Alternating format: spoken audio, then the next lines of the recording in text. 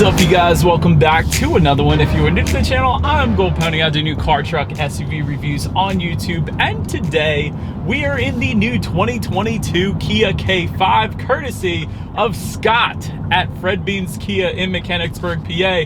For more information on their inventory, please feel free to check out the link in the description box below. And yes, I specifically mentioned Scott because this is actually his vehicle. So if you're going to go to Fred Beans and buy your Kia, make sure you buy it from Scott. But anyways, I'm in this one today because there are actually several changes for the 2022 K5, including, of course, that new badge or logo you guys could see on the vehicle. Also, all-wheel drive is available for the K5, which is quite a brilliant thing and not always the case in all sedans out there. You do also get America's best warranty, being 5 years, 60,000 mile bumper to bumper, 10 years, 100,000 miles then on the powertrain. And so in this video, I will of course be testing out and going over everything about the K5, from acceleration to braking, steering, for ride quality, sound system, exhaust clip, all of that fun stuff. So having said all of that, what do you guys say? Let's just go ahead and jump right into it. And as always, let's start with pricing. So when it comes to the pricing, there are a ton of different trim levels available for the K5. First one being the LX, starting at $23,690. LXS front-wheel drive for $24,690. LXS all-wheel drive for $26,490. GT line front-wheel drive for $26,090. GT line all-wheel drive for $27,690. EX for $28,590, and then the GT for $31,090. That is quite a bit of different trim levels that are available. But so then, as you can imagine, with all of those different trim levels that you have there are a couple different power plants available for the K5. First one being a 1.6 liter turbocharged inline 4-cylinder, coming standard with all trim levels but the GT trim. That is going to be the different setup. But for this 1.6 liter, you get 180 horsepower at 5,500 RPM, 195 pound-feet of torque, coming in at 1,500 RPM. Power sent to the front wheels or all wheels through an 8-speed automatic. 0 to 60 time coming in at approximately 7 seconds flat, with MPG numbers coming in at 27 in the city, 37 on the highway for the front wheel drive, 25 city, 33 then on the highway for the all-wheel drive, taking regular unleaded fuel. But then there is that GT trim level, and that one's going to be powered by a 2.5 liter turbocharged inline 4-cylinder. This one cranks out 290 horsepower at 5,800 RPM, 311 pound-feet of torque, coming in at around 1,600 RPM. Power sent to the front wheels through an 8-speed wet dual clutch with paddle shifters. That's pretty darn cool. 0 to 60 time coming in at 5.2 seconds, with MPG numbers coming in at 24 in the city, 32 then on the highway. But before we do any kind of fun acceleration tests here in our K5, I did want to first mention to you guys the drive beds. And so there is actually a circular button located just behind the shifter that will give you Eco, Sport, Comfort, Smart, and Custom, and then Sport Plus is available as well. But the snow mode, by the way, is available for the all-wheel drive configurations of the K5 only, like we have today. We actually do have that. We have the all-wheel drive K5, which is wonderful. It's definitely a car I always wanted to try out. But anyways, these drive modes adjust things like the shift points, the throttle response, the steering sensitivity, and with that snow mode, all-wheel drive system engagement as well. But so then, having got all of that out of the way, before we actually do our acceleration test, I did want to take a quick minute here to thank our sponsor for today's video, being the Ridge Wallet. So they actually sent me 2 of them. These are pretty cool, but you guys got to see all the different colors that they have available. But their slogan is carry less, live more. So essentially what they're saying is,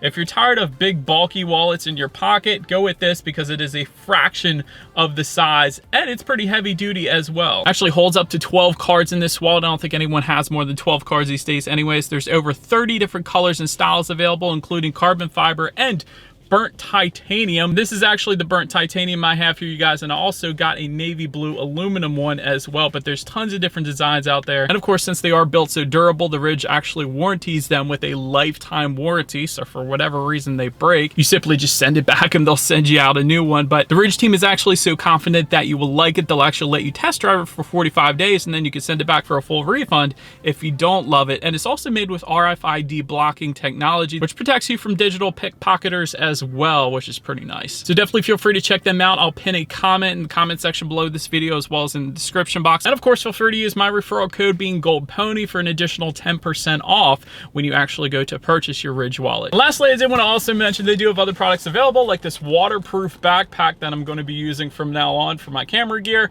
so I don't get anything wet. And also, this thing charges up my camera batteries as well, or your laptop if you wanted to use it for school possibly. But this thing's definitely very heavy duty, and I'm a big fan. But But now, let's go ahead and get back to that acceleration test. All right, you guys, we are back. I'm definitely a fan of my burnt titanium ridge wallet for sure. But now, let's go ahead and find that straightaway. Here it is, and let's do this acceleration test here. Have a go. This is the 1.6 liter. 0 to 60 in 7 seconds flat. That is plenty of power without a doubt. I mean, obviously the GT is gonna rocket you to 60, but dang, 7 seconds flat is definitely not gonna give you any issues emerging onto the highway without a doubt. But anyways, to go along with that acceleration, as always, braking is equally important. And so up front, you will find 12-inch ventilated front discs for the non-GT trim levels, and then 13.6-inch ventilated front discs for the GT trim level, so substantially larger, being, of course, that you have a bigger engine, so I guess that makes sense. In the back, 11.2-inch solid rear discs for the non-GT, 12.8-inch solid rear discs for the GT trim level. But even with that non-GT trim level, as far as the 60-0 stopping distance goes, it comes in at an insanely impressive 116 feet, which is quite freaking brilliant, if I do say.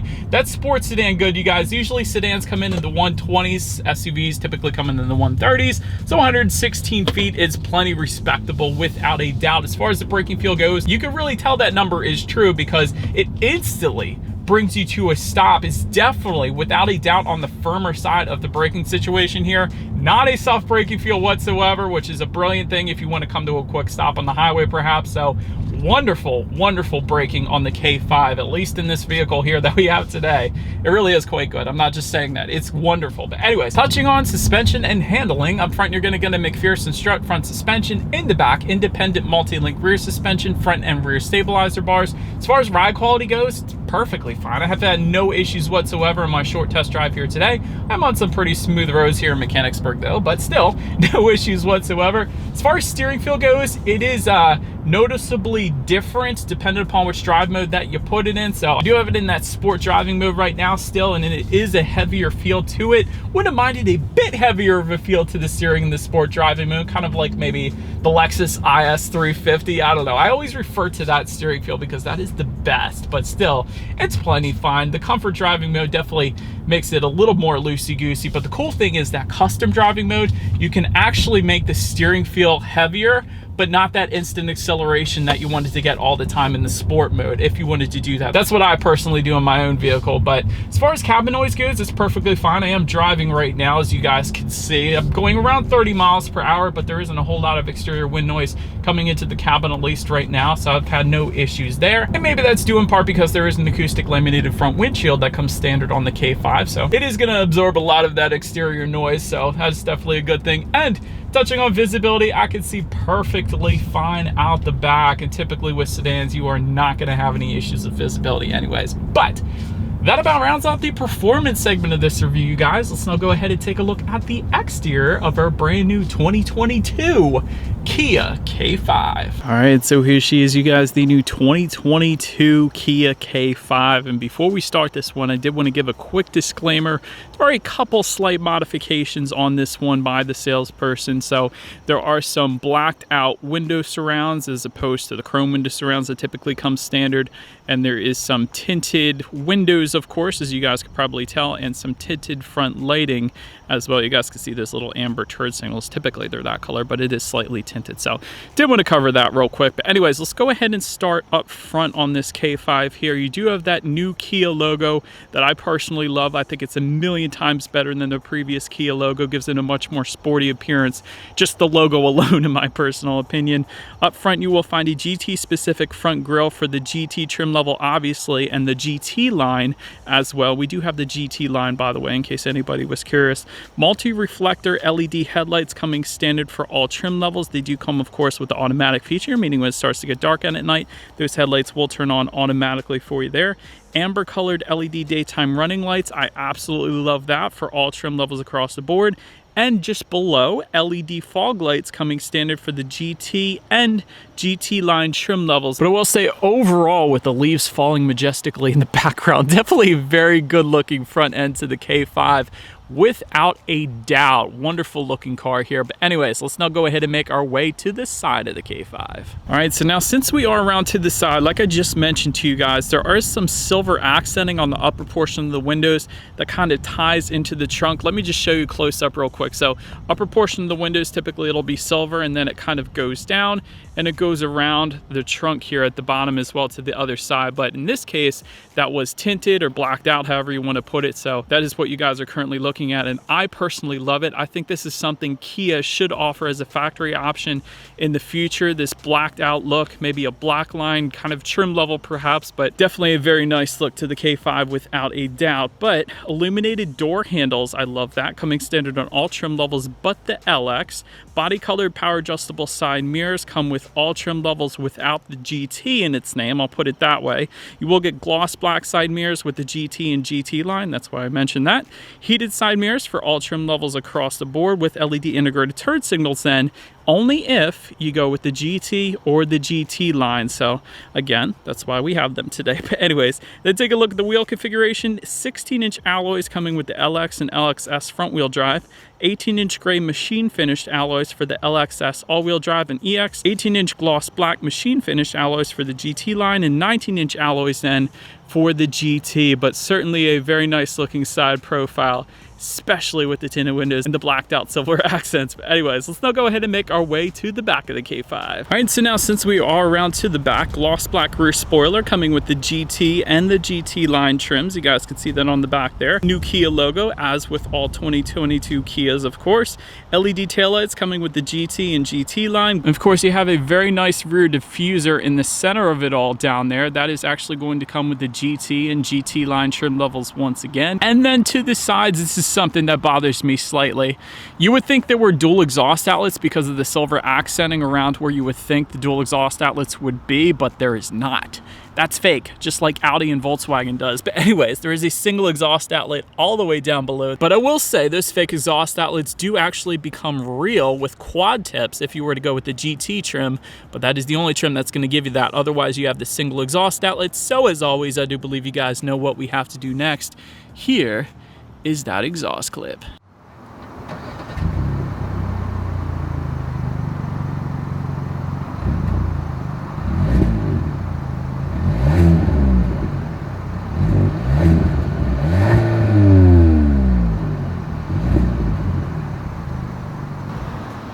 So now since we are around back here of the K5, when it comes to opening that rear trunk, it is a hands-free smart trunk for all trim levels actually, but the LX, and I love that feature. So when I have all my camera gear and my stuff in my hands, I just simply walk up to it when it's locked and it's gonna automatically open up for me. So I love that. There is a button on the key fob though, it's another way, and there is a button kind of integrated into the back there on the trunk itself. It's kind of hidden, but that is yet another way you can go about opening that rear trunk. But what's opened up, cargo capacity comes in at an even 16 cubic feet. If that was not enough space, there is a 60-40 split for all trim levels but the LX. So I want to specify that, meaning the rear seats do fold down, giving you a good bit of extra space then if you needed it. There is some cargo lighting back there as well. And if you were to lift up underneath of that cargo floor, you will find a spare tire back there as opposed to the fix-a-flat, in case anybody was curious about that question. But then making our way up to the rear legroom, that is going to come in at 35.2 inches. So for reference, I'm an even 6 feet tall. This is how much space I had in the rear seat. So I was able to fit plenty fine. This is me sitting behind my own driving position, of course. Rear ventilation does come standard on the EX and the GT. That's quite interesting. So our GT line is not going to give us rear ventilation, interestingly enough. Rear center armrest with cup holders does come on all trim levels but the LX, and then dual rear USB charging ports coming for all trim levels but the LX as well, which is interesting because my Sonata only gives you one charging port, but the K5 gives you two. So if you got two kids like I do, they're not fighting over any charging ports. So that was kind of interesting to see that too. But overall, rear seats were plenty fine. There was LED interior lighting, even for those second row seats as well, which I thought was pretty cool. Then make our way up to the front seats. Manually adjustable cloth seating coming with the LX trim levels. 10-way power driver seat with 2-way power lumbar coming with the GT line trim level and up. Syntex seating coming with the GT line trim level and up. You do get enhanced bolstering, of course, if you were to go with the GT trim trim level because of the extra power and better braking and all that fun stuff. Heated front seats coming with the GT line trim level and up. Ventilated front seats for the EX trim, but going to be optional then on the GT. Overall, as far as seat comfort goes, it is 100% plenty comfortable. I've had no issues whatsoever. Might even be more comfortable than my Sonata, to be quite honest. And I do like the GT line badging found in the upper portion of the seat that we have here because we have the GT line, so I think that's pretty cool. Then when it comes to the startup, let me start by showing you guys the key here. You do have the Kia logo on the one side along with the remote start. That's the hold circular button there. That's going to be a remote start. But all of your buttons essentially are located on the side of the key. You got lock, unlock, and that button to pop the rear trunk, but it is all keyless entry with a push button start if you go with any of the trim levels but the LX. Again, the LX trim level is not going to give you that, but all I'm going to do here then is simply put my foot on the brake and press that silver engine start button located just to the left of the front air vents there. And so once started up, tachometer is all the way to your left, speedometer is all the way to your right, and there is a digital speedometer that will be located front and center, giving you information like how many miles you have left until you hit empty, which it looks like is telling us 391 right now, which is pretty impressive for an all-wheel drive sedan. And that looks like we do have a full tank of gas. That's a decent amount of range there. Digital speedometer, of course, you could check out when you need your next oil change. Of course, there's trip A, trip B. There's a nice little compass up there, some safety information, tire pressure information, the list goes on. So pretty much everything you could possibly want on the digital portion of the gauges at least. But then touching on overall interior quality, a panoramic sunroof is going to come on the EX, GT, optional then on the GT line. Apparently we have that option because it is going all the way to the back. Gotta love that. LED interior lighting coming with the EX and GT trim levels. I already mentioned that to you guys, but it is optional on the GT line, so we do have it here today. Dual zone climate control coming standard for all trim levels. Wireless phone charger coming with the GT line trim level and up. It's not actually located in front of the shifter. It's located behind the drive mode button. You simply just slide your phone right into this little slot. That's how that's going to work. So it's a little bit different than some other vehicles out there. So did want to mention that. But overall, interior quality is perfectly fine. I actually don't have any issues with that. I like the little accents below the air vents. They're kind of like ridges, so it gives a nice little texturized finish there. You do have digital displays for your climate control, which is pretty cool. In front of the shifter, you actually have a 12-volt power outlet, 2 USB charging ports, and some rubberized storage so things don't slide around. Behind that, you have dual cup holders. Behind that, you have your wireless phone charger, of course, and the heated seat buttons as well. I should mention that. And within the center armrest, there is a decent amount of storage as well. But again, overall interior quality is perfectly fine. It's nothing that's going to blow your mind, but it is perfectly fine. It gets the job done. But then making our way to the infotainment screen, because this is pretty good. 8-inch color touchscreen display coming with the LX and LXS. However, if you were to go with the GT line trim level and up, you're going to get a 10.25-inch color touchscreen display, and that gives you Bluetooth and audio streaming, Android Auto, Apple CarPlay. Factory navigation system is going to come with the GT line trim level and up, so we do have that. And of course, you have my favorite, sounds of nature. And so what I was told by Scott, the salesperson there, was that a lot of parents will use the sounds of nature to put their kids to sleep in the back. I don't know why, I never thought of that before, but a lot of people have asked me previously, what is that sounds of nature feature actually there for? Like, what do you use that for? You use it to put the kids to sleep. That's pretty darn cool. I never thought of that, but it's a good idea. Anyways, there's also a voice memo system up there. You can save your voice for a later date if you didn't want to forget something. There's your climate control information, of course, and also your radio information as well. And so when it comes to the sound systems here of the K5, you will get 6 speakers for all trim levels across the board. However, there is an optional 12-speaker Bose sound system that is going to be optional only for the EX and GT trim levels. So therefore, we do have that 6-speaker sound system with us here today. So what do you guys say? Let's go ahead and turn on the radio, see what we got playing today, and let's test out the clarity of this one. It's okay. It'll get the job done. I mean, it's 6 speakers. It's actually not bad for a 6-speaker sound system, but there's definitely better sound systems out there like the Bose sound system I was mentioning to you guys. But last thing I want to mention is when you do put the K5 in reverse, you will of course find a rear view camera, pretty darn high definition as well, letting you know who or what is behind you, which is always is going to lead us into safety. That's the first thing I want to mention when it comes to safety. The K5 is an IIHS top safety pick plus, which is the very highest designation given by IIHS, so that pretty much says it all right there. Front side curtain airbags do come standard. There is the driver's knee airbag up front as well. In the back, you're going to have latch, aka lower anchors and tethers for children for the rear car seats, rear child door locks, tire pressure monitoring system, but also coming standard across the board will include a forward collision avoidance assist system, driver attention warning, lane keep assist, lane following assist, and rear occupant alert as well. Then if you were to go with the LXS trim level and up, you're also going to get safe exit assist and a blind spot monitoring system with rear cross traffic alert. That's a big one. Then if you were to go with the EX, that's going to add rear parking sensors. Then optional for the GT line trim level and up is going to be highway driving assist and adaptive cruise control then as well. And so overall, when it comes to my final thoughts here of the new K5, I do love the amber LED daytime running lights up front. That really is maybe the main identifying look for the K5 because not many other vehicles are putting those standard on all trim levels. That's pretty cool. 290 horsepower availability is great. All-wheel drive availability is great. Not all sedans will give you that, like my Sonata. It's wonderful, but it only comes in front-wheel drive. That is one thing I always critique that car with. I wish it came with all-wheel drive like the K5 that we have today because it snows here in Pennsylvania. Every now and then you need that. Also, great safety on this one. Top Safety Pick Plus is an amazing thing. You get a great warranty. You get America's best warranty, I'll put it that way.